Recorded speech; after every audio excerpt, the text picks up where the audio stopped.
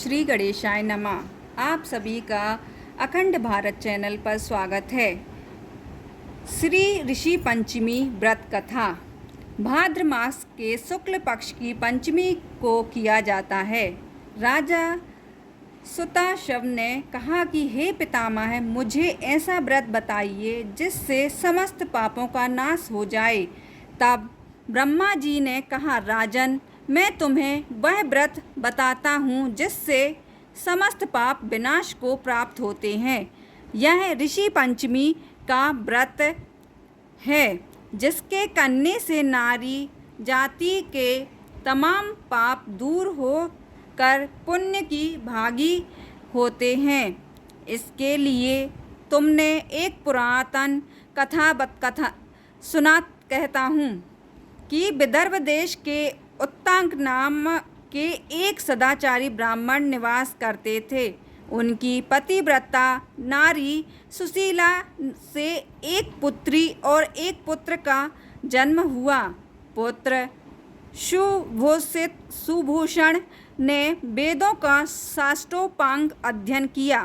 कन्या का समयानुसार एक सामान्य कुल में विवाह कर दिया, पर विधि के विधान से वह कन्या विधवा हो गई तो वह अपने सतीत्व की रक्षा पिता के घर रह करके करने लगी। एक दिन कन्या माता पिता की सेवा करके एक शिलाखंड पर शयन कर रही थी तो रात भर में उसके सारे शरीर में कीड़े पड़ गए। सुबह जब कुछ शिष्यों ने उस कन्या को अचानक इस दशा में देख उसकी माता सुशीला से निवेदन किया कि माता, गुरु पुत्री के दुख को देखिए। गुरु पत्नी ने जाकर पुत्री को देखा और उस अपनी पुत्री की अचानक यह दशा देख के नाना प्रकार से विलाप करने लगी और पुत्री को उठाकर ब्राह्मण के पास लाई। ब्राह्मण पुत्री की दशा देखकर अति विस्मय को प्राप्त हुआ और दुखी हुआ।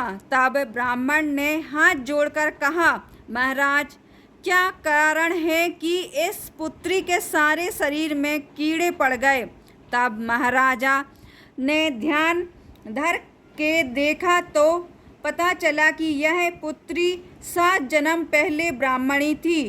तो एक दिन रज्जुशला होते भी घर के तमाम बर्तन भोजन सामग्री छू ली और ऋषि पंचमी व्रत को भी अनादर से देखा। उसी दोष के कारण इस पुत्री के शरीर में कीड़े पड़ गए, क्योंकि रज्जुशला रजोधर्म वाली नारी प्रथम दिन चंडालनी के बराबर, दूसरे दिन ब्रह्मघातनी के समान, तीसरे दिन धोबिन के समान शास्त्र दृष्टि से मानी जाती है।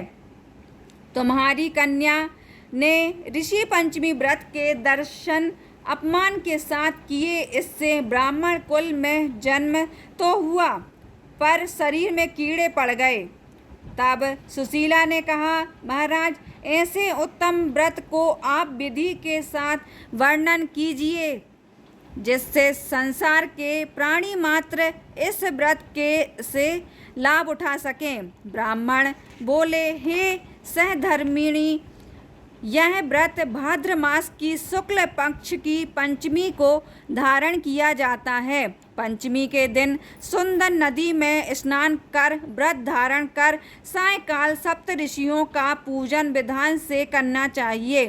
भूमि को शुद्ध गौ के गोबर से लीप के उस पर अष्ट कमल दल बनाकर नीचे लिखे सप्त ऋषियों की स्थापना कर प्रार्थना करनी चाहिए। महर्षि कश्यप, आत्रि, भरद्वाज, विश्वामित्र, गौतम, जमदग्नि, वशिष्ठ महर्षियों की स्थापना कर आचमन, स्नान, चंदन, फूल, धूप, दीप, नैवेद्य आदि पूजन कर व्रत की सफलता की कामना करनी चाहिए।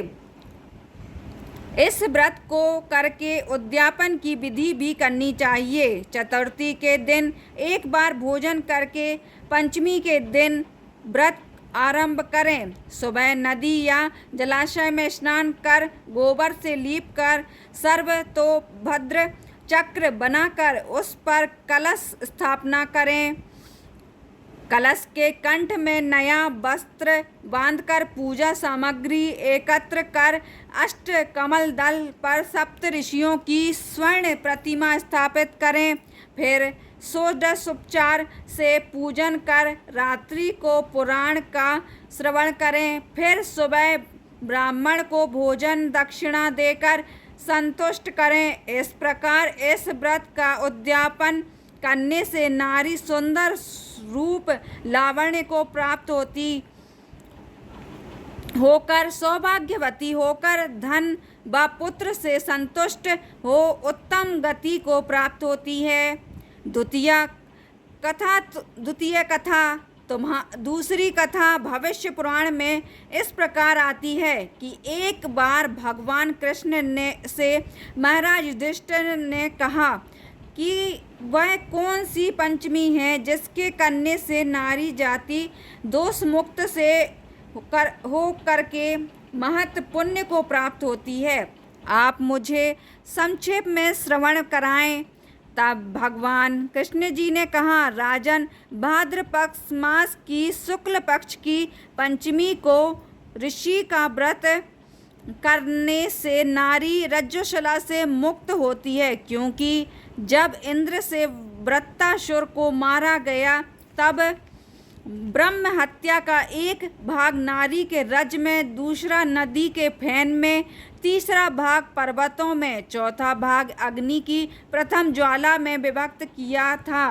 इससे हर जाति को नारी रज्जुशला होने पर प्रथम दिन चंडालिनी, दूसरे दिन ब्रह्मघातनी, तीसरे दिन धोबिन की तरह दोषी होती हैं। इससे उस दिन प्रति वस्तु छूने से अपवित्र होकर दोष होता है। इस ऋषि पंचमी व्रत के करने से वह दोष मुक्त होकर नारी पवित्रता को प्राप्त होती हैं। हे राजन, विदर्भ देश में एक श्येनजित नाम का राजा था और उसी राज्य में एक सुमित्र नाम का विद्वान ब्राह्मण था। उसकी पत्नी का नाम जयश्री था। एक दिन वह रसोई घर में रज्जुशला धर्म को प्राप्त हो गई और वह समय अनुसार भोजन आदि वस्तु छूती रही। इस प्रकार समय पाकर दोनों पति पत्नी की मृत्यु हो गई। मरने पर ब्राह्मणी ने कुतिया का जन्म लिया और ब्राह्मण ने बैल का जन्म लिया, पर इन दोनों को अपने तप के प्रभाव से पूर्व जन्म की बातों का स्मरण बना रहा और यह दोनों प्राणी अपने ही पुत्र के घर में पुण्य जन्मे। एक दिन पितृपक्ष में ब्राह्मण कुमार ने अपने पिता की श्राद्ध तिथि में विधि के साथ ब्राह्मण भोज रखा और अपनी पत्नी से स्वादिष्ट पकवान, खीर आदि बनाकर तैयार की। भाग्यवश एक सांप ने उस खीर में जहर उगल दिया। यह हाल वह ब्राह्मणी कुतिया देख रही थी, तो उसने सोचा कि अगर ब्राह्मण खाएंगे तो मृत्यु को प्राप्त हो जाएंगे, इससे मेरे लड़के को हत्याओं का भारी पाप लगेगा। इससे उस खीर को कुतिया ने जानबूझकर झूठी कर दी। उस बहू ने कुतिया को इतनी मार मारी कि उसकी कमर तोड़ दी और खीर फेंक कर दूसरी बना ली। फिर श्राद्ध कर सब ब्राह्मणों को भोजन कराया। रात को कुतिया ने जाकर अपने पूर्व पति बैल से दिन में होने वाली सारी घटना बताई, तो बैल बोला, प्रिय, तुम्हारे पाप के संसर्ग से आज मुझे बैल होना पड़ा और आज मेरे लड़के ने दिन भर मेरा मुंह बांध कर जोता है और अभी तक एक मुट्ठी घास भी नहीं डाली। यह सारी बातें वह ब्राह्मण बालक भी सुनता रहा, जिससे वह बड़ा दुखी हुआ। माता पिता को भोजन देकर वह दुखित मन से चला गया। उधर ऋषियों को दंडवत करके पूछा, महाराज, मेरे माता पिता कुतिया व बैल की योनि में हैं, वह किस प्रकार इस योनि से छुटकारा पा सकेंगे? तो ऋषियों ने बताया, तुम्हारे माता पिता तो रजो धर्म दोष से कुतिया व बैल का जन्म पाया है। इसे तुम घर जाकर विधि से उत्तम व्रत ऋषि पंचमी का करके उसका फल अपने माँ बाप को समर्पण करो, जिससे वह पशु योनि से मुक्त होकर स्वर्ग प्राप्त करें।